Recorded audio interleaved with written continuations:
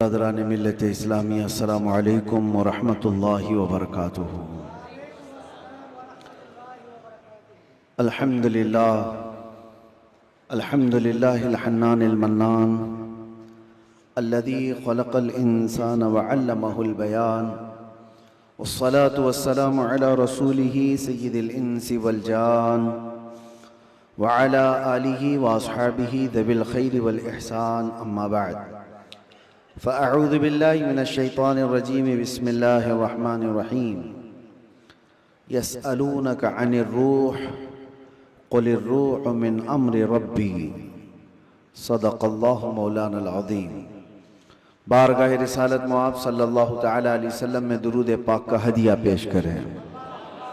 اللہم صل علی سیدنا محمد معدن الجود والکرم وآلہ واصحابہ الکرام وابنہ الکریم وبارک وسلم صلاة دائمتا سرمدا ابدا۔ اللہ عز و جل نے انسان کو پیدا کیا ہے تو جسم اور روح دو ایسی چیزوں کے ساتھ رکھا ہے کہ دونوں کا ایک دوسرے کے لیے ہونا لازم ہے۔ روح کے بغیر جسم کا بھی کوئی کام نہیں، اور روح ہے، جسم نہیں ہے تو اس روح کو بھی کوئی کام نہیں۔ روح اور جسم دونوں لازم ملزوم ہیں، اور جب تک ان دونوں کا رشتہ ہے زندگی ہے، اور جہاں ان دونوں کا رشتہ ٹوٹا تو اس کو مردہ کہا جاتا ہے۔ روح اور جسم کا تعلق ختم ہوتی ہی زندگی بدل جاتی ہے۔ اب مسئلہ یہ ہے، روح اور جسموں میں افضل کون ہے، کون زیادہ اعلیٰ ہے؟ تو اب یہ دیکھا جاتا ہے کہ آپ یہ سمجھتے ہوں گے کہ صرف روح ہے اور جسم نہیں ہے، تو کیا مطلب ہے روح کا؟ لیکن روح اور جسم کا جب کمپیریزن ہوگا تو روح اس میں بہت بلند و بالا ہے۔ اس کی وجہ یہ ہے کہ روح کے نکل جانے کے بعد جسم زیادہ دیر تک نہیں سلامت رہ سکتا۔ چند گھنٹے، چند دنوں کے بعد اس کے اندر سڑن پیدا ہوگی اور یہ سڑ گل جائے گا۔ روح کے نکلنے کے بعد جسموں کی کوئی اوقات نہیں رہ جاتی، جسم سب مٹی میں مل جاتے ہیں، گل جاتے ہیں۔ نبیوں کے اور شہیدوں کے جسموں کو چھوڑ کر بات کر رہا ہوں عام طور پر۔ لیکن روح کیا چیز ہے؟ اللہ تبارک و تعالیٰ فرماتا ہے قرآن پاک میں، اے محبوب آپ سے یہ روح کے بارے میں پوچھتے ہیں یہ کیا ہے؟ آپ فرما دیں روح اللہ کے حکم کا نام ہے، روح اللہ کا حکم ہے۔ تو روح جس کے اندر موجود ہے اس کے ساری چیزیں ایکٹیو ہیں، سب چیزیں حرکت کر رہی ہیں، حتیٰ کہ آپ سننے کی جو طاقت رکھتے ہیں اس لیے کہ روح آپ کے جسم کے اندر ہے، اور میں بول رہا ہوں یہ طاقت ہے اس لیے کہ روح ابھی موجود ہے۔ ہاتھ اٹھ رہا ہے، پیر چل رہے ہیں، زبان مزہ چکھ رہی ہے، آنکھیں جھپک رہی ہیں، یہ ساری حرکتیں روح کے ہونے کی وجہ سے ہیں۔ روح کا تعلق ختم ہو جائے تو جسم یہ سارے حرکتیں نہیں کر سکتا۔ اب میں آپ کو بتا رہا ہوں، تھوڑی سی چیزیں آپ توجہ لے لیں۔ روح جب ہمارے جسم کے اندر ہے تو ہم کیا کیا کر سکتے ہیں، اور روح نکل جانے کے بعد کیا نہیں کر سکتے، یہ دماغ میں رکھیے آپ۔ ایک مردہ نہ ہاتھ اٹھا سکتا ہے، نہ پیر اٹھا سکتا ہے، نہ آنکھ کھول سکتا ہے، نہ زبان سے چکھ سکتا ہے، کچھ نہیں کر سکتا۔ لیکن روح ہونے کے وقت آپ بھی اور ہم بھی کیا کیا کر سکتے ہیں؟ ہم اپنا ہاتھ بھی اٹھا سکتے ہیں، پیر سے جہاں تک چاہے چل سکتے ہیں، بول سکتے ہیں، سن سکتے ہیں، دیکھ سکتے ہیں، سب ہے۔ روح ہونے کے وقت اتنا سب جو کر سکتے ہیں، یہ اتنا ہی نہیں بلکہ میں آپ کو بتا دیتا ہوں، اس روح کی اگر کوئی تربیت کرتا ہے تو یہ روح اس کو اتنی طاقت عطا کرتی، اتنی کہ وہ جو سامنے حرکتیں ہو رہی ہیں ہاتھ پیر ہلانے کی، یہ بڑھتے بڑھتے بڑھتے اتنی ہو جاتی ہے کہ اس کے لیمیٹیشن ہی نہیں ہے۔ روح اس کو اتنی طاقت پہنچاتی ہے کہ آج روح میرے اندر ہے، میں سامنے کی دیوار تک دیکھ رہا ہوں، اور روح طاقتور ہو جائے تو ہو سکتا ہے وہ مشرق میں بیٹھ کر مغرب کے حالات کو دیکھ رہا ہو، وہ شمال میں بیٹھ کر کے جنوب کے حالات دیکھ سکتا ہے۔ روح کی طاقت جب بڑھ جاتی ہے تو ہو سکتا ہے آج میرا ہاتھ جتنا لمبا ہے وہاں تک کی چیز چھو سکتا ہوں، پکڑ سکتا ہوں، لیکن روح کی طاقت جب بڑھ جاتی ہے تو بیٹھے بیٹھے مدینہ طیبہ سے ملک شام میں بھی کسی کی مدد کر سکتا ہے۔ اب میں آتا ہوں اسی گفتگو پر، تو پھر میرے عزیزو، روح کی تربیت کے لیے کیا کرنا چاہیے؟ پورے دنیا بھر کے آپ دوسرے مذاہب میں بھی دیکھیں گے، ریلیجنز، وہ لوگ بھی تپسیا کر رہے ہیں، آتما کی شکتی حاصل کر رہے ہیں، الفاظ الگ ہیں، اور وہ پاور آف سول کہتے ہیں کرسچن لوگ، ہندو لوگ آتما کی شکتی کہتے ہیں۔ اس کے لیے وہ دنیا کو ترک کر رہے ہیں، کچھ کلمات کے جاپ کر رہے ہیں، کسی نہ کسی طرح سے وہ اپنی روح کو بڑھانے کی کوشش کر رہے ہیں۔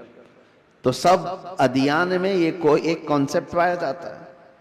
میں آپ کو بتاتا ہوں اصلی روح کی طاقت وہ ہے، روح نے اگر اپنے رب کو پہچان لیا تو یہ سب سے بڑی طاقتور ہے۔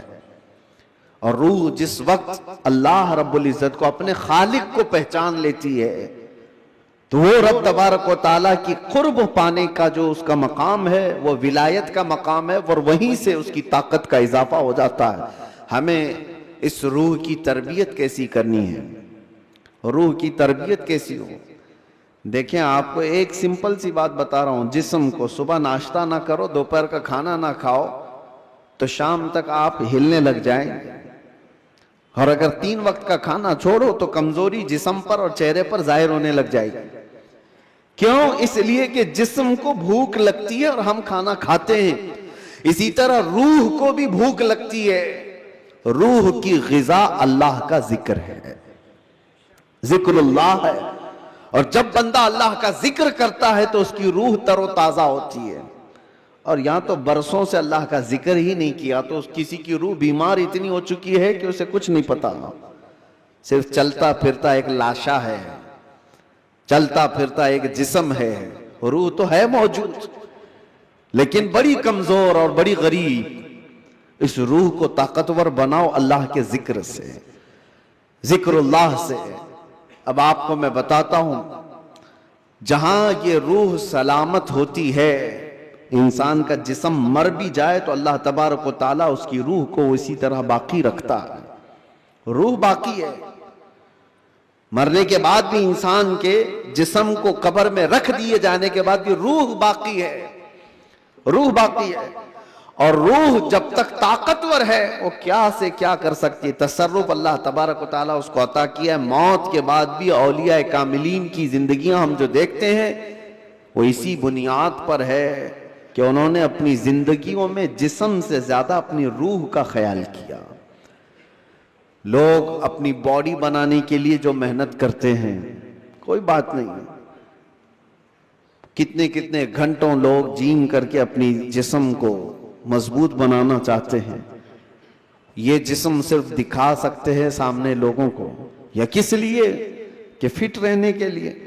کچھ لوگ کسی کو مکہ مارنے کے لیے کر رہے ہیں، لیکن اس کا 10% بھی اگر روح کی تربیت پر توجہ دی جائے تو میرے عزیزوں طاقت و قوت کا یہ عالم ہوگا کہ اولیاء کاملین کی صف میں اللہ تبارک و تعالیٰ آپ کو وہ مقام عطا فرمائے۔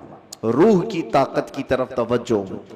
آج پوری دنیا اس سے دور بھاگی ہوئی ہے، ساری چیزیں ہماری روحانیت نکل گئی، ہم میٹل پر محنت کر رہے ہیں، ہم جسموں پر محنت کر رہے ہیں، ہم کپڑوں پر اپنے ظاہر پر محنت کر رہے ہیں۔ روح کے لیے جو اولیاء کاملین کے ہاں تربیت ہوتی تھی وہ خال خال نظر آ رہے ہیں۔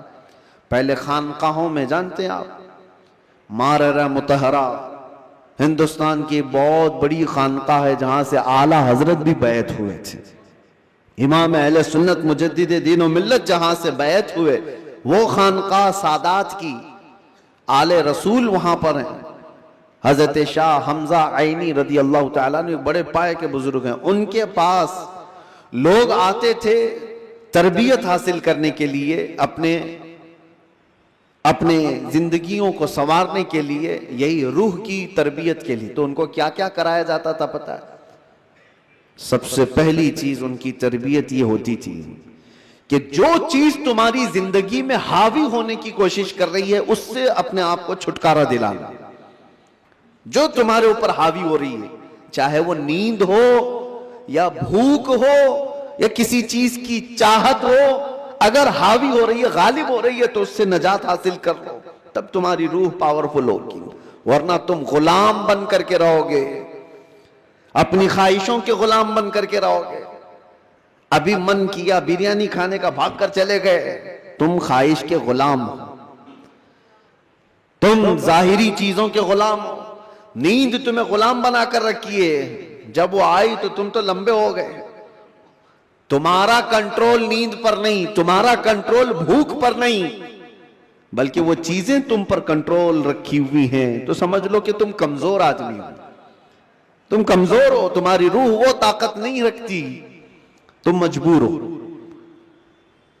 اولیاء کاملین کو اس کے برعکس تربیت دی جاتی تھی، بھوک پر کنٹرول، خواہشات نفسانیہ پر کنٹرول اور نیند پر کنٹرول۔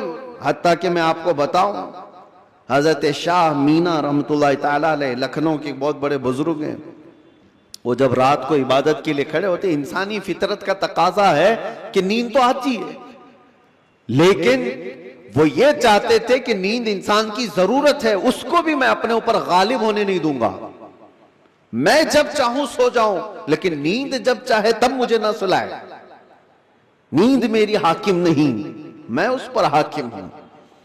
آپ نے کیا کیا جانتے ہیں؟ رات کو عبادت کے لیے روزانہ کھڑے ہو جاتے تھے۔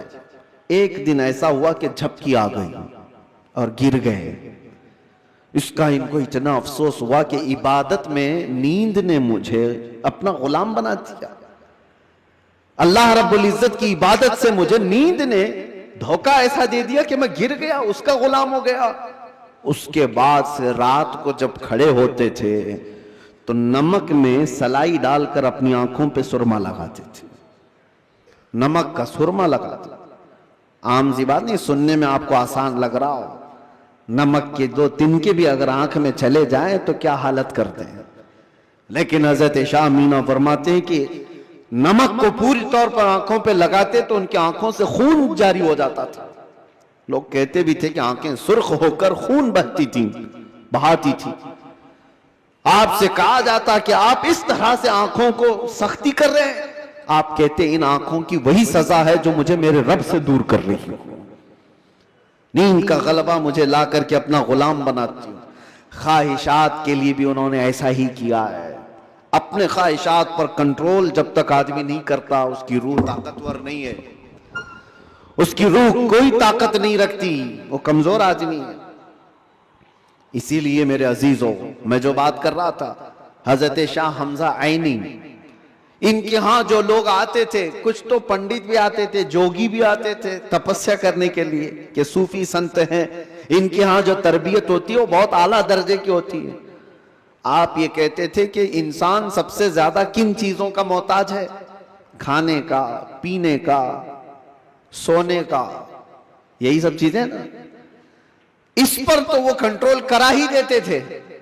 کوئی ایسا ان کے پاس مجاہد ہوتا، ریاضت کرنے والا، کہ 3 دن 4 دن تک بغیر کھائے پیے عبادت میں مصروف رہتے، کچھ بھی نہیں۔ اور یہ پاسبل ہے کیونکہ اللہ نے انسان کی باڈی کو فلیکسیبل بنایا ہے، اس کو جیسا بندہ ڈھالتا ہے ویسا جسم بنتا ہے، کوئی چیز امپاسبل نہیں ہے۔ بزرگوں نے یہ تربیت کیا۔ اب ایک مقام ایسا آیا کہ کھانے پینے کی بات تو چھوڑو، یہ جو محتاجی ہے، جو بھوک لگتی ہے، اس سے تو انہوں نے کنارہ کر لیا۔ ایک شاگرد نے ان سے کہا کہ حضور، کھانے سے تو ہم محتاج نہیں ہیں، جب ہم چاہیں گے کھا لیں گے، بھوک ہم کو غلام نہیں بنا رہی، یاد، پیاس بھی ہم کو غلام نہیں بنا سکتی، لیکن یہ جو سانس لیتے ہیں اس کے تو ہم محتاج ہیں۔ सांसों के बगैर तो रह नहीं सकते। आपने फरमाया मैं वो भी तरबियत तुम्हें करा दूंगा, उसकी भी तरबियत करा दूंगा। तो हबसे नफ्स औलिया कामिलीन के यहां, मैं तसव्वुफ की बात कर रहा हूं, एक तरबियत ये भी है उनके यहां हबसे नफ्स। हबसे नफ्स या हबसे दम जिसको कहा जाता है, क्या है? उनको सांस रोकने की तरबियत दी जाती थी। सांस रोक लो अपनी, आप अपनी नाक और मुंह बंद करके देखो कितनी देर रोक सकते हो, शायद 1 मिनट, क्योंकि आदत नहीं है। 1 मिनट से ज्यादा अपने नाक और मुंह को पकड़ नहीं सकते। लेकिन तरबियत के बाद माररा मुतहरा की तारीख में है, हजरत शाह हमजा आइनी की बारगाह में जो तरबियत पाते थे, उनको सांस रोकने की जो तरबियत दी जाती थी, फजर के बाद वो सांस को रोकते थे तो जोहर तक लेकर जाते थे, जोहर तक। लोगों को ऐसा लग रहा होगा कि उड़ती हुई बातें हैं, नहीं मेरे अजीजों, जब बंदा अपने जिस्म को ढालता है किसी चीज में तो अल्लाह तबारक व तआला हर चीज उसके लिए मुमकिन बना देता। और हमने दुनिया में अपने जिस्मों को आजाद कर रखा है, सारी दुनिया इस जिस्म पर राज करती है, ख्वाहिशात हम पर हुक्म करते हैं, हम इन पर कंट्रोल नहीं पा रहे। आज जरूरत इसी बात की है कि हम जिन चीजों के एडिक्ट होते जा रहे हैं उन चीजों को अपनी जिंदगी से दूर करते जाएं। कोई ख्वाहिशात ऐसी हैं जो मेरे ऊपर हावी हो रही हों, उन ख्वाहिशात से अपने दामन को छुड़ाने की कोशिश करें। और यही तरबियत बारगाह मुस्तफ़ा सल्लल्लाहु अलैहि वसल्लम की थी। एक बात मैं आपको बताता हूं, मजबूरी के आलम में भी औलिया कामिलीन ने अपने आप को दुनिया के हवाले नहीं किया, दुनिया के हवाले नहीं किया, वो बचने की हर मुमकिन कोशिश करते रहे। एक बुजुर्ग के मुतालिक हमने पढ़ा है, हजरत मुश्की रहमतुल्लाह अलैह, इराक के एक बुजुर्ग, लेकिन वो जवान शख्स, मुश्की गालिबन अब्दुल्लाह कुछ नाम था, बहुत खूबसूरत, देखने में बिल्कुल हैंडसम नौजवान, एक कपड़े की दुकान पर काम करते थे। शहर की एक अमीर औरत कपड़ा खरीदने आई और वो अय्याश औरत थी, उसने लड़के को देखा, नौजवान को, उस पर फरेफ्ता हो गई।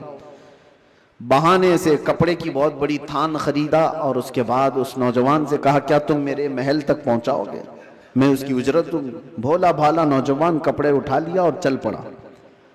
उस खातून के घर जब पहुंचे तो उसने कपड़े की वो थान अंदर रखवाई और कमरे में उसे बुलाकर दरवाजे बंद कर दिए। और उसके बाद उस नौजवान से कहा कि तू अब आजाद नहीं है, तू मेरे पास कैद है, मैं तुझे यहां पर इस बहाने से ले आई हूं, तुझे जो चाहिए वो मैं दे दूंगी, माल दौलत जो भी है, लेकिन मेरी ख्वाहिशात पूरी कर दे। वो कांपने लग गए। अल्लाह का खौफ, अल्लाह का डर, जिसकी रूह मजबूत और ताकतवर होती है, हर मुसीबत से उसको किसी न किसी तरह बचा लेती है, अल्लाह का फजल होता है। उस नौजवान ने कहा यह हरगिज मैं नहीं कर सकता, मैं नहीं कर सकता।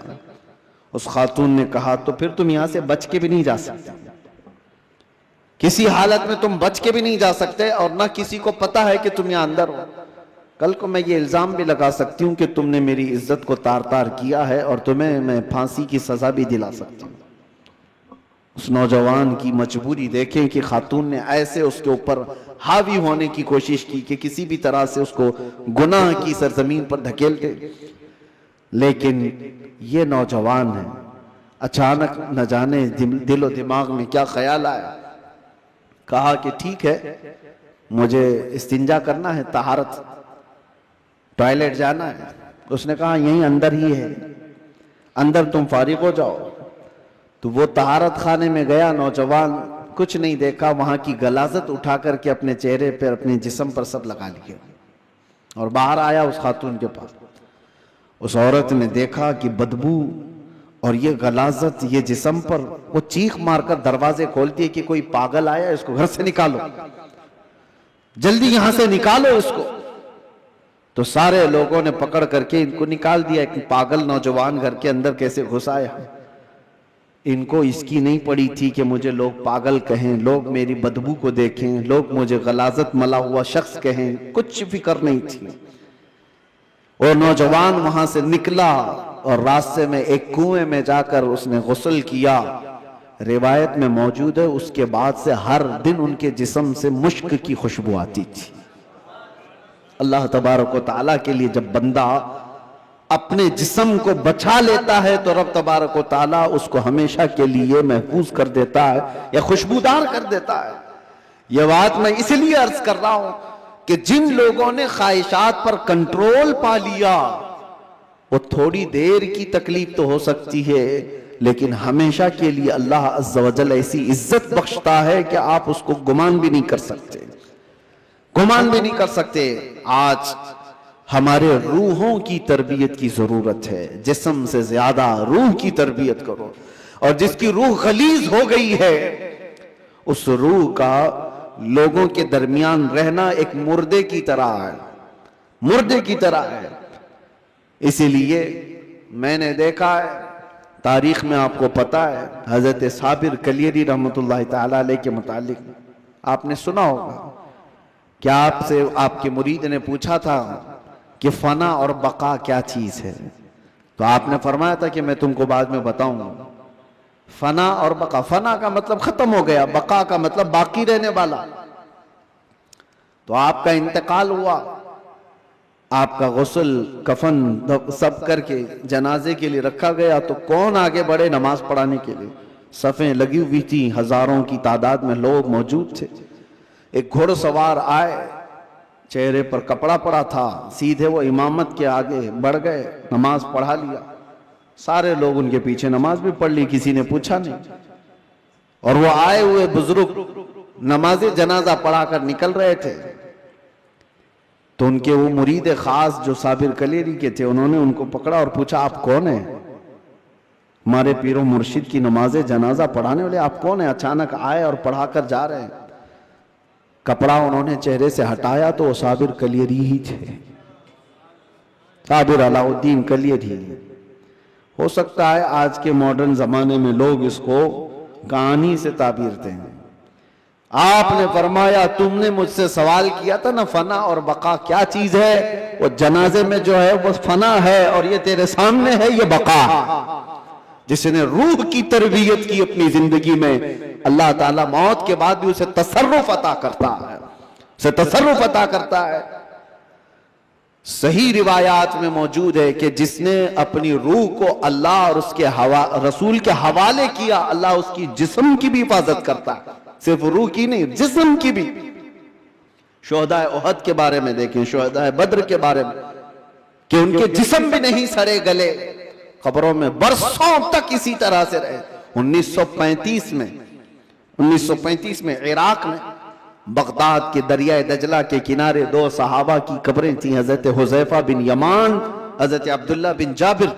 ان کی قبروں میں پانی بھر گیا تھا تو قبریں کھولی گئی تھی. 1935 کی بات کر رہا ہوں. تقریباً 1300 سال کے بعد ان کی قبریں کھولی گئیں تو دونوں صحابی جسموں کے ساتھ صحیح سلامت آرام کر رہے تھے. اخبار کی کٹنگ بھی آج بھی لگی ہوئی ہے، عراق میں موجود ہے. 1935 بہت دور کی بات نہیں کر رہا ہوں، 100 سال نہیں گزرے، ابھی 90 سال پہلے کی بات. ان کے جنازے وہاں سے اٹھائے گئے اور بغداد سے 35 کلومیٹر دور لے جا کر حضرت سلمان فارسی کی قبر کے بغل میں ان دونوں کو دفن کیا گیا. یہ تاریخ موجود ہے. وہ صحابہ جن کی قبروں میں ان کے جسم 1300 سال تک باقی ہیں. کہنا یہ ہے جس نے اپنی روح کو اللہ کے حوالے کر دیا اللہ اس کے جسم کی بھی حفاظت کرتا ہے. اور جو صرف جسمانی خواہشات کے لیے جی رہا ہے اس کے جسم کا حال تو یہ ہے، ادھر روح نکلی ادھر جسم میں بدبو شروع ہو گئی، ادھر روح نکلی جسم پھلنا پھولنا شروع کر دیا. عزیزان کرام وقار، ہمارے ان جسموں کی اوقات کتنی ہے میں آپ کو بتاتا ہوں. گفتگو کو سمیٹتے ہوئے صرف اتنی بات عرض کروں. کہا گیا ہے کہ قبر میں ہماری تختیاں بند کر کے جب لوگ چلے جاتے ہیں قبر کی مٹی میں، آپ کو اندازہ ہے، آپ ممبئی کے قبرستانوں کو دیکھتے ہیں اور بہت جلدی یہاں قبریں کھولی بھی جاتی ہیں، لیکن جہاں نہیں کھولی جاتی وہاں کے لیے بھی میں بتا رہا ہوں، دفن کر کے چلے جانے کے بعد ایک دن کے اندر، صرف ایک دن، 24 گھنٹے جب گزر جاتے ہیں تو پیٹ میں کا اور دماغ میں کا پورا پانی پیپ کے ذریعے سے یا کسی طرح سے اس کے ناک اور منہ سے باہر نکل جاتا ہے، اس کے کانوں سے سب نکل جاتا ہے۔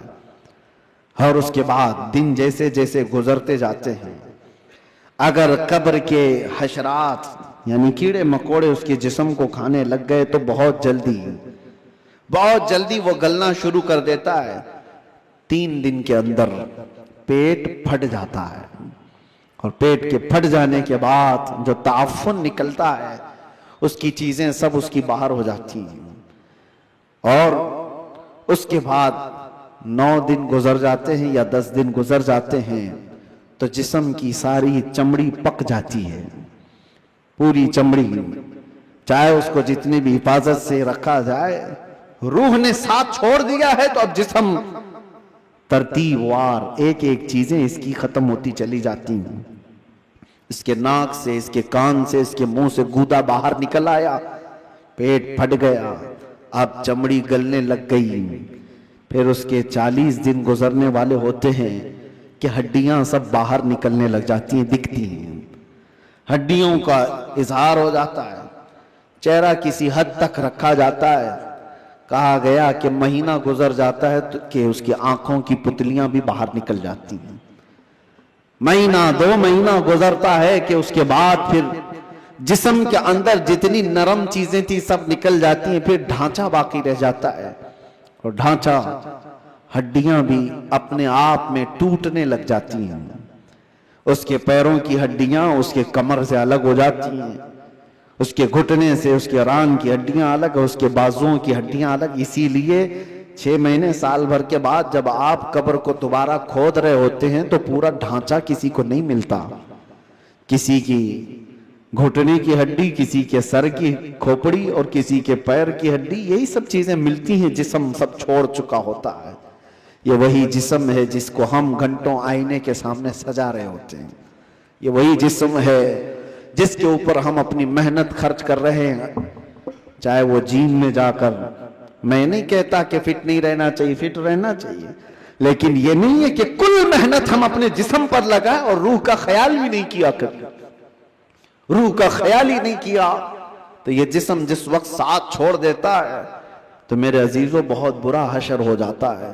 مولا علی کرم اللہ وجہہ الکریم ایک بار قبرستان تشریف لے گئے، قبروں کو سلام کیا، السلام علیکم یا اہل القبور، اور اس کے بعد وہ مولا کائنات ہیں، قبر والوں سے یوں کہتے ہیں کیف احوالکم یا اہل القبور، اے قبروں والے تمہارے حالتیں کیا ہیں؟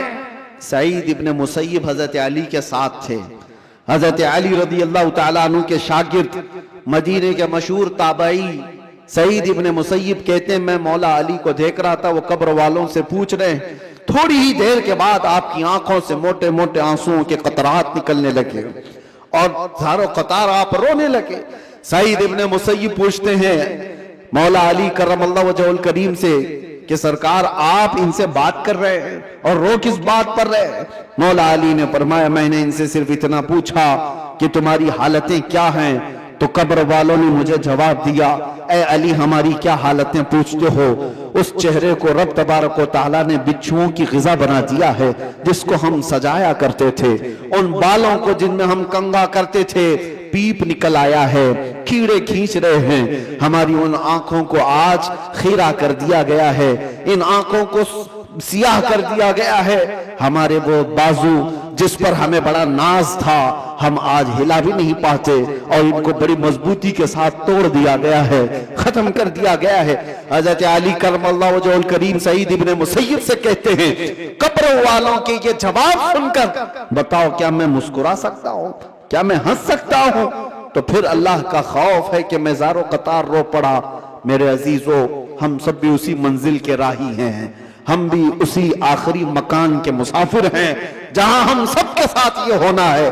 اس لیے جب تک رب تبارک و تعالیٰ نے ہمارے جسم میں روح باقی رکھا ہے اس روح کی توجہ کرو، اس کی تربیت کرو، ورنہ وقت گزر جانے کے بعد قرآن پاک میں ہے کئی ایسے لوگ ہیں جو کہتے ہیں رب تعالیٰ سے، کیا کہتے ہیں؟ لو کننا نرد، اے اللہ اگر کاش ایک بار ہم کو تو لوٹا دے، کننا نعمل، ہم بہت اچھا عمل کریں گے، عملاً صالحا، ہم نیک بن کر کے آئیں گے۔ لو نورتو، ہم لوٹا دیے جائیں، اگر ایک بار ہمیں دوبارہ دنیا میں بھیج دے، ہم پکے مومن بن کر کے آئیں گے، ہم نیک عبادت گار بن کر کے آئیں گے۔ رب تعالیٰ فرماتا ہے کلا، ہرگز نہیں، جو وقت تھا وہ بیت چکا، اب عمل کا وقت نہیں، اب صرف حساب کا وقت ہے، اب صرف حساب کا وقت ہے۔ اسی لیے عربی میں ایک مقولہ میں پڑھتا تھا اپنے طالب علمی کے زمانے میں نے تو اپنے سرانے پر اس کو لگایا ہوا تھا، حاسبو قبل ان تحاسبو، اپنا حساب پہلے پورا کر لو اس سے پہلے کہ تمہارا حساب لیا جائے، اپنا کیلکولیشن پورا کریکٹ کر کے رکھ لو کہ اس سے پہلے کہ تمہارا حساب لیا جائے۔ عزیزان گرامی، آج ہماری زندگیاں ایسی ہیں، ہم انکم ٹیکس کے ڈر سے تو اپنا حساب پورا صحیح کرنے کی کوشش تو کرتے ہیں، سی اے کو دے دیا، اس کو دے دیا، سب سے پوچھ تاچھ کر کے کہ کہیں کوئی لوپ ہولز نہ رہ جائے تاکہ ہم پکڑ میں نہ آئیں۔ بینکوں کے معاملات صحیح کر رہے ہیں کہ کہیں ہم ای ڈی کے چھاپے میں نہ آ جائیں، انکم ٹیکس کے چھاپے میں نہ آ جائیں۔ یہ زیادہ سے زیادہ تمہیں کیا کر سکتے ہیں، اس زندگی میں ہی تو سزا دے سکتے ہیں، لیکن ان کو چھپا بھی سکتے ہو اپنے معاملات۔ سی اے تمہیں چھوٹے راستے بھی بتاتا ہے اور الگ شارٹ راستے بھی بتاتا ہے، لیکن اس رب العالمین کی بارگاہ میں تم کوئی ہیلا بہانہ نہیں کر سکتے۔ یعلم خائنۃ الاعین وما تخفی الصدور، وہ تمہاری آنکھوں کی خیانت کو بھی دیکھ رہا ہے اور دل میں چھپے ہوئے حالات کو بھی دیکھ رہا ہے۔ اس کے دربار میں کیا چھپا سکتے ہو؟ اور جو فرشتے تمہیں قبر میں پوچھنے آئیں گے وہ رشوت بھی نہیں لیتے ہیں، وہ کسی کے بارے میں سفارش کو قبول بھی نہیں کرتے، ان کا حال تو یہ ہے جتنا رب نے ان کو حکم دیا وہ پورا کر کے ہی رہتے ہیں۔ اگر فرشتہ رشوت لینے والا ہوتا تو کتنے تو مالدار پیسے دے کر اسرائیل علیہ السلام سے جان تو بچا لیتے، اپنی روح نکالے جانے سے بچا تو لیتے۔ جہاں بندہ ڈاکٹروں کو پیسے دیتا ہے، ملک الموت کو بھی تو دے سکتا تھا، لیکن پوری دنیا کو یہ معلوم ہے کہ یہ فرشتہ رشوت نہیں لیتا، نہ ہی یہ کسی کو ایک منٹ آگے پیچھے ہونے دیتا ہے۔ جب یہ سارے معاملات طے ہیں اور سب کو معلوم ہے تو آؤ میرے عزیزو اس بارگاہ مصطفیٰ صلی اللہ علیہ وسلم میں، جہاں میرے آقا صلی اللہ تعالیٰ علیہ وسلم نے انسانوں کی تربیت فرمائی، ان کی روح کی تربیت فرمائی۔ وہ کون تھے جو صحابہ بنے؟ شراب کی زندگیاں ان کی بھی تھی، جوئے کی زندگیاں ان کی بھی تھی، بچیوں کو پیدا ہوتے ہی گردن مروڑ کر کے مار دینے والی زندگیاں ان کی بھی تھی، ماں اور بہنوں کو بازاروں میں نیلام کر دیا جاتا تھا، عرب کی یہ زندگی تھی۔ لیکن ایک عرب نے آدمی کا بول بالا کر دیا، خاک کے ذروں کو ہمدوش سریا کر دیا، خود نہ تھے جو راہ پر اوروں کے ہادی بن گئے، کیا نظر تھی جس نے مردوں کو مسیحا کر دیا۔ میرے آقا صلی اللہ تعالیٰ علیہ وسلم نے پھر ان کو کس مقام پر پہنچایا؟ یہ وہ عرب کے بدو لوگ تھے جن کو دنیا وحشی کہتی تھی، مگر میرے مصطفیٰ صلی اللہ علیہ وسلم کی تربیت میں آئے تو پھر مقام یہ بنا اصحابی کالنجوم۔ خود میرے آقا نے فرمایا میرے صحابہ ستاروں کی مانند ہے، جس کی بھی پیروی کرو گے ہدایت پا جاؤ گے۔ ان کو بلند مقام ہوا عطا کیا کہ چاند بھی ان کو دیکھے تو رشک کرے۔ وہ مقام میرے آقا کی اس جلوت خانے میں، اس خلوت کدے میں ہوا ہے۔ اسی لیے دنیا کی یونیورسٹیاں، دنیا کے اسکول جسم تو بنا سکتے ہیں اور مدینے کا دربار تمہاری روح کو بناتا ہے، روح کو بناتا ہے۔ بارگاہ مصطفیٰ صلی اللہ علیہ وسلم میں ہم اپنے آپ کو سرنڈر کریں، اور اسی لیے میرے آقا نے فرمایا لا یؤمن احدکم حتی یکون ہواہ تبعا لما جئت بہ، اس وقت تک تم میں سے کوئی بھی مومن نہیں ہو سکتا جب تک اپنی خواہشات کو میری مرضی کے مطابق نہ بناتے۔